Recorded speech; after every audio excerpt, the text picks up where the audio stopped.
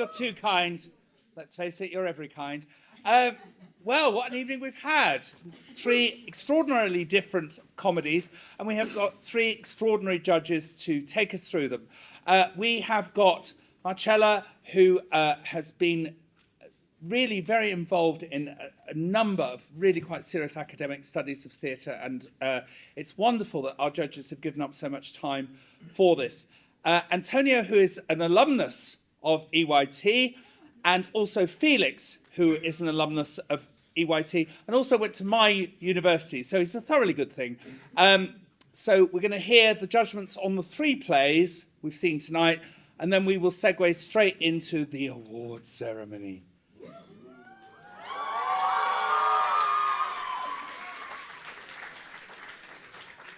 And I don't know who's won. Let's go for the judges.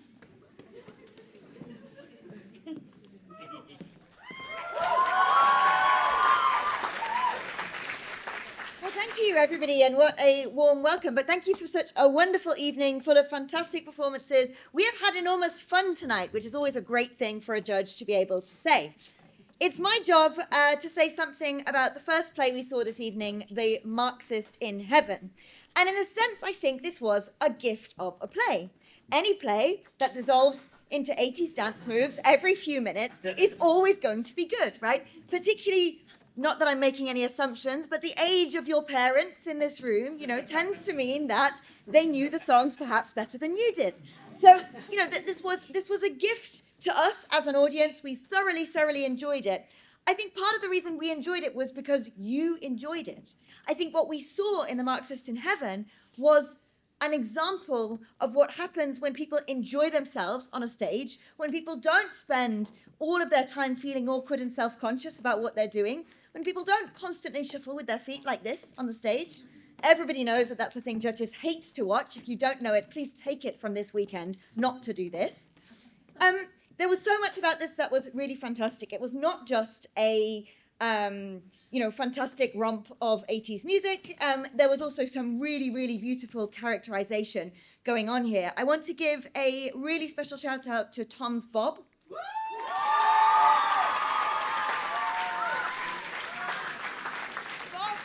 Bob came onto the stage right at the beginning, and the characterization was up here, right? I don't mean by that he overplayed.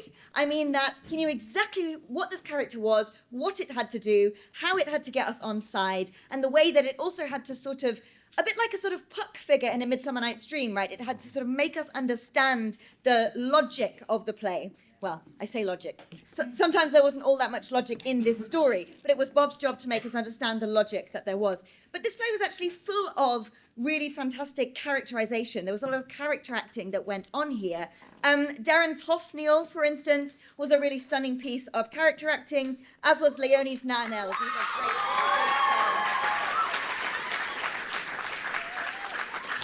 I do, however, need to give some notes. It's my job as a judge not just to say that everything is wonderful. We had a great time watching this. You had a great time doing it. If the lines had been a little more there, we would have had a better time watching it, and you would have had a better time doing it. Some of this was just the kind of basic actor's work that you need to do on every production. You need to have your lines learned. I'm sorry to have to tell you, there is no easy way around it. You simply have to sit and learn them. I thought that on the whole, the dance sections, you knew them better in some ways than some of the lines and some of the transitions. Some of that just needed a little bit more work. There was also occasionally a question about projection and diction, particularly in a theatre like this. We know this theatre is difficult for projection. We know that if you are upstage, there's a real difficulty with projection. So, we are going light on you on projection, but particularly if you are talking upstage, by which I mean if you're speaking in this direction, you really need to make an effort, not just with your projection, but also with your diction as well. By that I mean the way with which you give us the letters and especially the consonants in your mouth. That needs to be really clear. These are things that all actors learn. These are things that you're learning. It didn't take away from what was a fantastic performance that we really enjoyed. So thank you ever so much.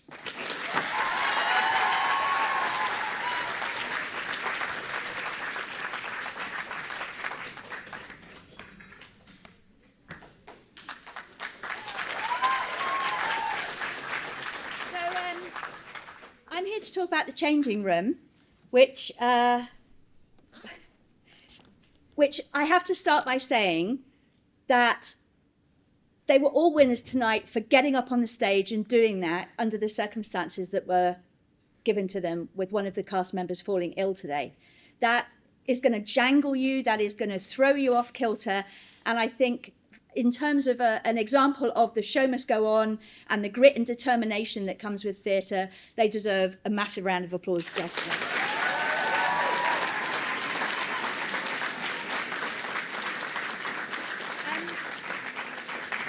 If you've had the pleasure of being here other nights, you've heard me talk about kind of 3 dimensions to a performance: the physical, the verbal, and the emotional.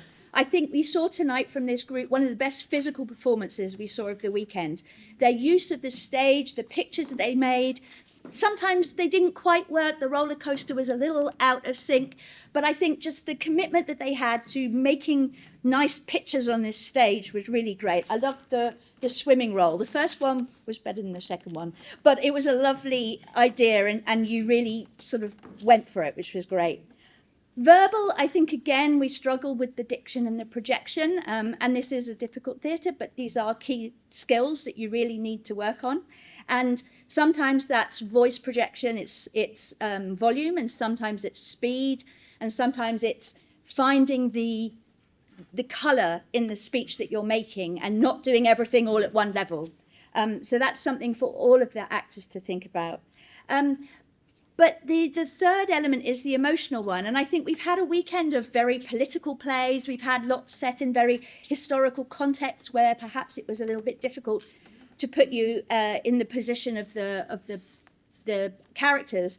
And I read this one and I thought, it's a shoe-in. I mean, it's about teenagers. And surely they'll all be able to connect emotionally with it. And I almost felt maybe it was too close to home, that it was a bit difficult to portray yourself on the stage in that way. So maybe something to work on is really finding that emotional core of the characters that you're doing and why they're saying what they're saying. But overall, I think it was a really great job on lots of levels, and particularly given the circumstances life threw at them. So well done.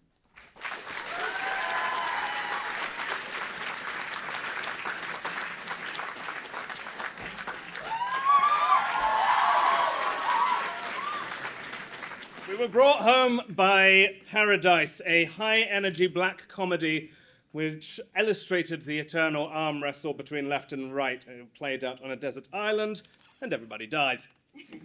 Once again, we have in this play 3 circles of focus. In the central circle, there are 2 leads. Around them, there are 4 named characters, and the outer circle is a chorus. As we have seen this weekend, I wanted all 3 circles engaged as each other, and none of them using their circle as a hiding place. Now, my theme this weekend has been going for it with a capital GFI, i.e. not letting self-consciousness or other forms of self-sabotage get in the way of sharing your acting with your audience. To be honest, having seen some of this group work before, I suspected that going for it would not be an issue. The next question is, can they go for it accurately? Especially because this script throws in a little trap. Just before the dialogue starts, it reads, "This script is purposefully improvisational in nature. Actors can choose to improvise sections and build on the existing dialogue." Interesting. Improv. It's written in the script, so it's fair game to judge. I was very interested to see if they would choose to take that option, and if so, why. Now, this was a comic fantasy, good comic fantasy performances.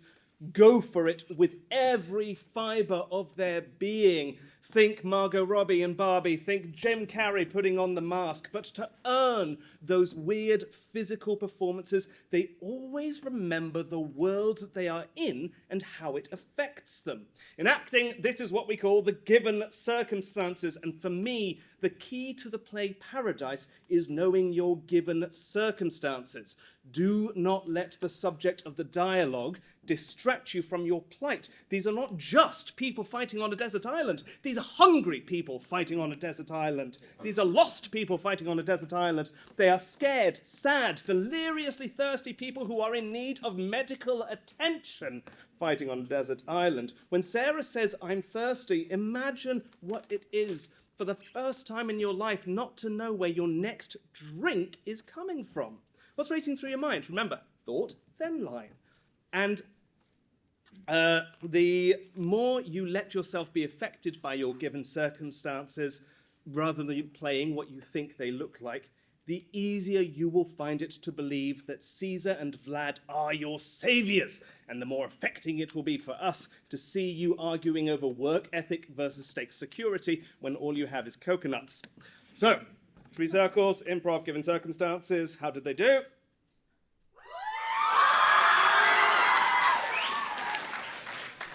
Pretty good. 3 circles, I felt that on the whole, yes, we were 90% engaged, and I'm assuming that the 1 or 2 people who had muddy lines did so that I had something to pick them up on. Thank you. In terms of given circumstances, I felt that we started very well, I felt that we ended very well, and I felt that we lost it a little bit, just a shade in the meat of the play. But I really want to call out Sarah for her death. That was Sarah. And to the improv, the key thing, I think, in that instruction is that actors can choose whether or not they want to improvise. And most of the cast thought, no thank you. These lines, good lines, gonna say these lines. And then there's Jason Eek Briggs.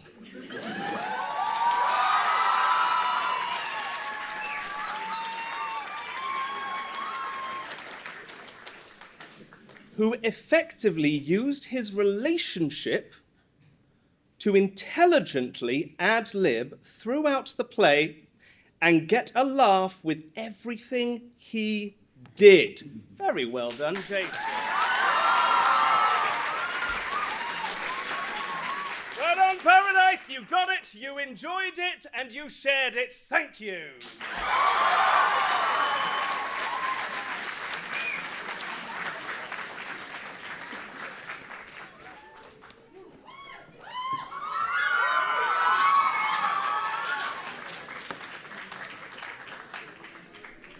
So our esteemed judges are ready to give their verdicts. I'd also like to invite to stage the founder of EYT, a woman I have known apparently for 46 years, Lynn Ford.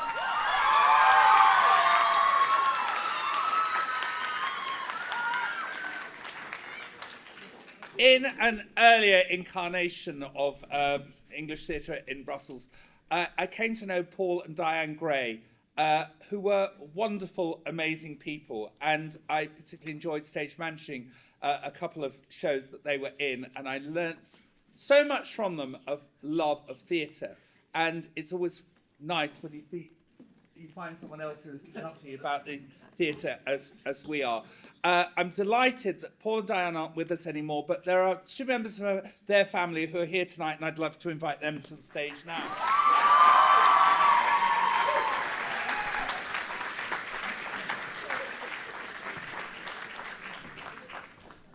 So, I said I didn't know what you said, but yes, that bit I do know. I do.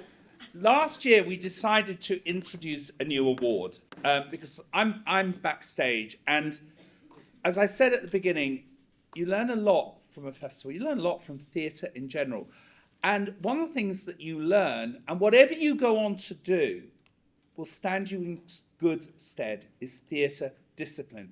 And over the 3 days, I'm not going to bore you with that, we've talked a lot about what that involves. So we decided last year to actually add an award for it because we believe it's so important. And it's been very interesting that because of that, actually, your backstage discipline and your onstage discipline, and you heard what was said about lines, and haven't all our directors been saying this all week? You've heard about that. But generally, It's been a great improvement.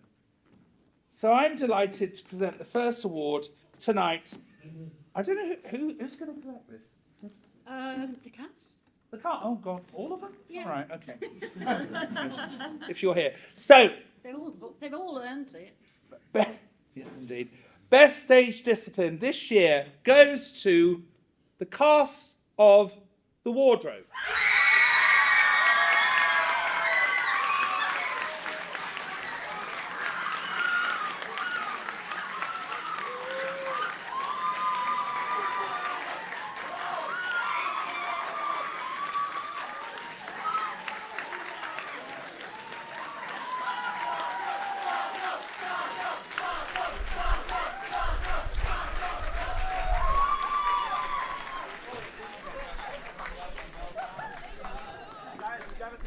Get a photo. Finally, get a picture now.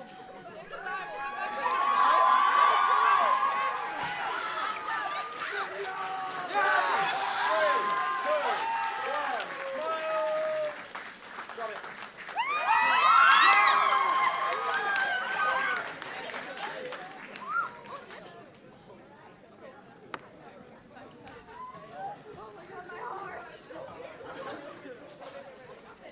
Right, so next we're going to move on to the best supporting performance. So as the judges, we were looking at all of you to see what the nominees were for this. So all the parts, maybe some bigger ones, maybe some very small ones, as I said last night, you know, the jigsaw piece in the puzzle. So I'm going to read out the nominees, and one of those will be the winner, and then I'll say who the winner is. So it's kind of in chronological order. So our first nominee is Olivia Meert as Chloe in The Sad Club. Our second nominee, and sorry if I get the names a little wrong, is Kinga Cheres Gergely.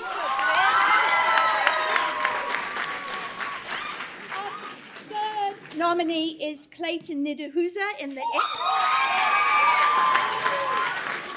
Our fourth nominee is Luke Phillips as the brain chorus in The Brain Play, and also for stepping in Cable Street. Our fifth nominee were the nuns in The Wardrobe.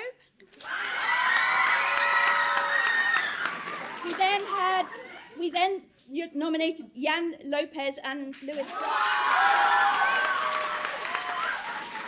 And our final nominee is Sarah Horansky from...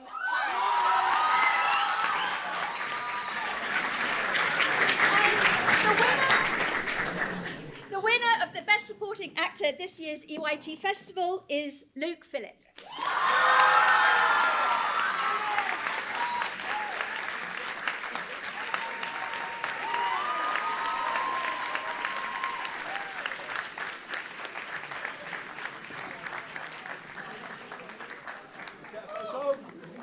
And 3, 2, 1, smile. Got it.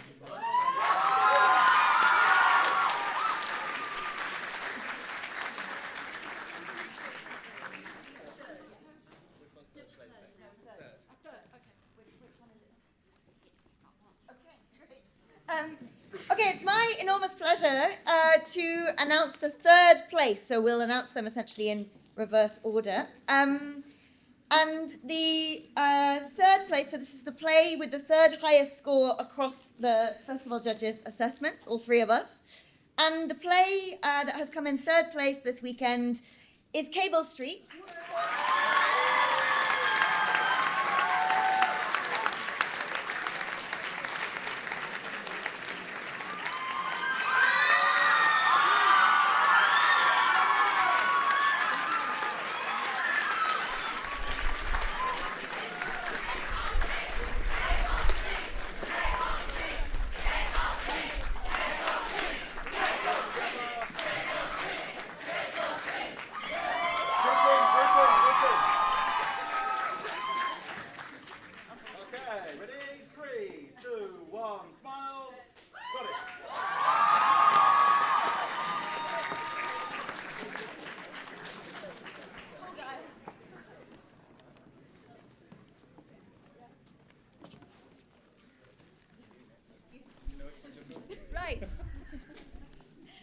So now we have the announcement of second place. So that's the Silver Anniversary Cup to recognise how long.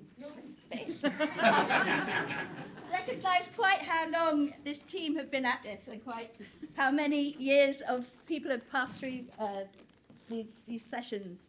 And so the second place for the festival is Paradise.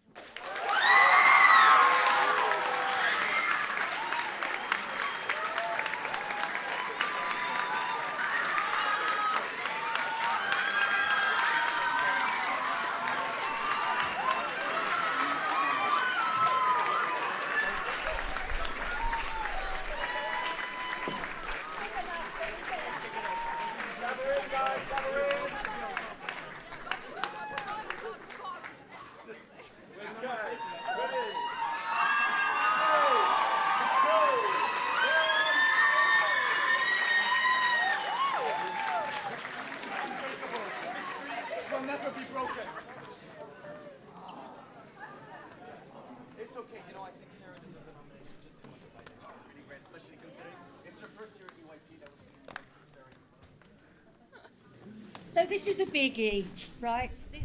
This cup was presented to us after the death of Mike Cockburn, who was the co-founder of EYT with me, and it was presented by Dame Adjudication. So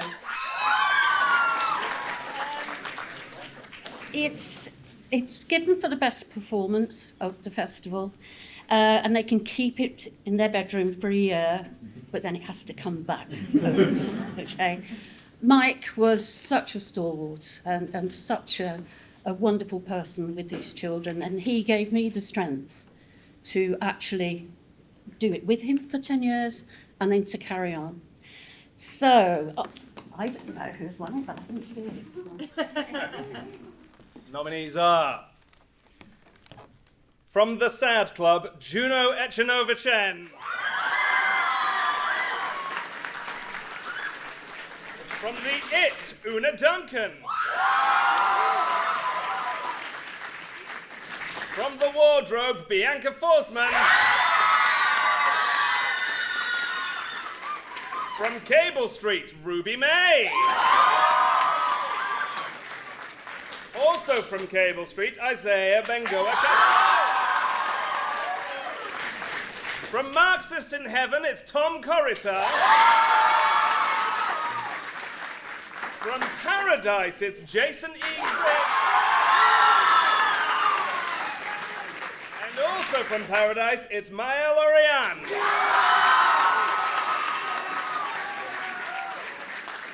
And the winner of the Mike Cockburn Cup for Best Performance is Jason E. Grigg!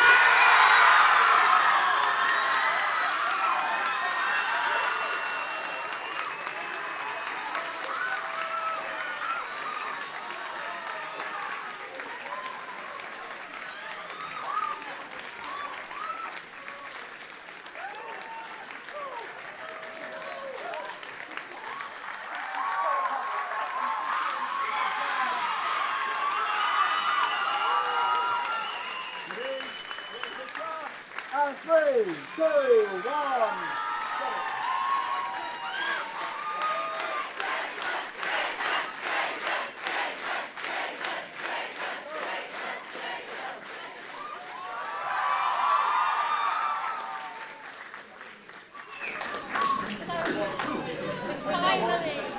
Finally we get there. Okay, be quiet, you lot, or we'll have the best behaved people cut the back. I'd like to introduce you to Linda Ianson, who was Diane Gray's niece. And she's going to tell you a few words about her because I believe it's important to remember these people that helped us shape this wonderful thing. Thank you very much.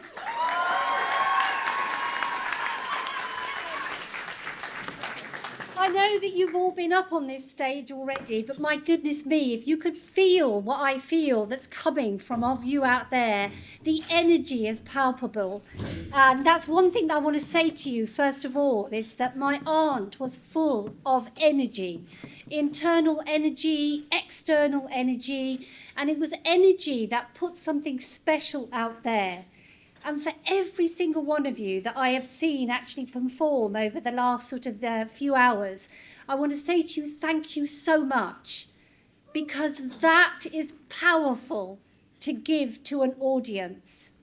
And one thing my aunt taught me was, as we mature, as we grow up, as we perform, one of the things that we do is we learn so much about ourselves and grow as individuals as we begin a different part.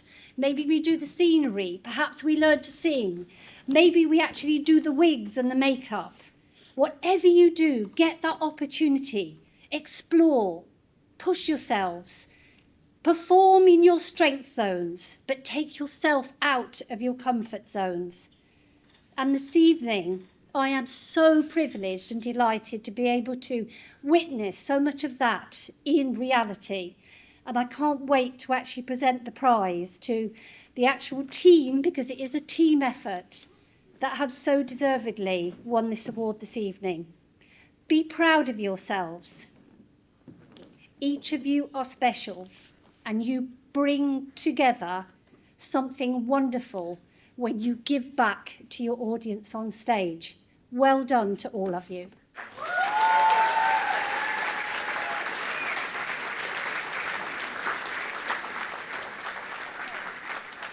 So the moment you've been all waiting for. So the winner of the Diane and Paul Gray Prize, my parents, is to the wardrobe.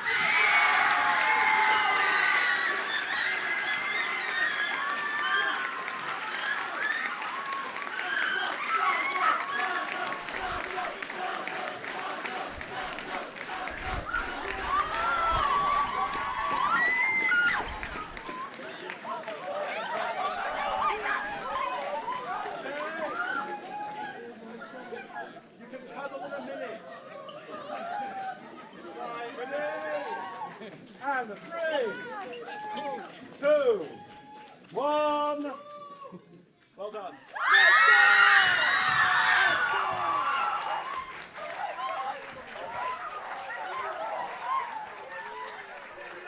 Let's go!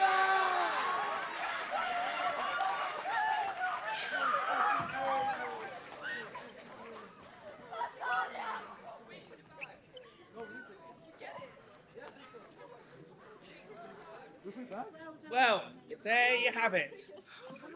Another year, another festival.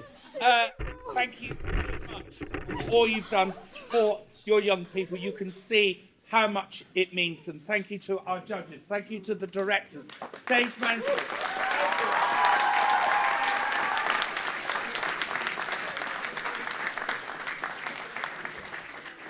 Putting this stuff together is a lot harder than it looks. I have to say, at one point this evening, when one group jumped 2 pages, I think I lost about 2 years of my life, and I haven't got many left. So thank you very much. Thanks to Lynn, who I know directed the wardrobe, and I know how much it meant to her tonight. So thank you to Lynn. Thank you to all. We'll see you next year. Good night.